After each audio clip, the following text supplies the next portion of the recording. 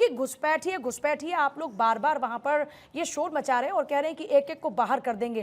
लेकिन कांग्रेस एक वाजिब सवाल आपसे पूछ रही है कि सत्ता में, केंद्र में आप प्रदेश में आप, फिर आज भी आप घुसपैठिए घुसपैठिए कर रहे हैं। ये बात कितनी वाजिब है? पूजा जी, हम ये मानते हैं कि देश के संसाधनों पर सभी का बराबर हक है। वो रमेश का भी हक है, रहमान का भी हक है। हाँ, किसी रोहिंग्या का हक नहीं हो सकता है। हम इस बात की तस्दीक करते हैं और इस बात के पक्षधर हैं, या सैद्धांतिक रूप से इस बात के पक्षधर हैं। रोहिंग्या या कोई बांग्लादेशी या कोई भी घुसपैठिया अगर इस देश में है और उसको कोई सपोर्ट कर रहा है, वैचारिक रूप से सपोर्ट कर रहा है, तो हम उसके खिलाफ हैं। और अगर हम 10 साल से सत्ता में हैं तो 10 साल के पीछे चलते हैं।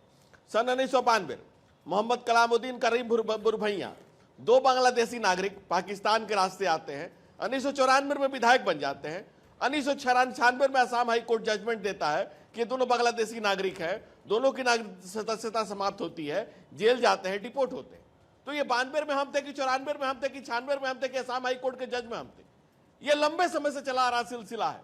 ये मुल्क से मोहब्बत करने वाला हर आदमी जानता है कि इस देश के मुल्क में जब हम घुसपैठियों की बात करते हैं उसको धर्म विषय से जोड़ा जाता है। हम किसी भी धर्म से उसका कोई मसला नहीं, लेकिन मुल्क के जब भी हम बात करते हैं, हिफाजत की बात करते हैं, तो एक धर्म विशेष से आप मुसलमान से जोड़ने की कोशिश करते हैं। हम कहते हैं इस मुल्क का मुसलमान मुल्क के माटी से जुड़ के अपने मुस्तकबिल को और इस मुल्क को आगे बढ़ाने के लिए आ गया है। मुसलमान अगर अब्दुल कलाम है तो हम उसको सलाम है, मीर अब्दुल हमीद है तो उस पर हम कुर्बान है, अगर अशफाकुल्लाह खान है तो उस पर कुर्बान मेरी जान है।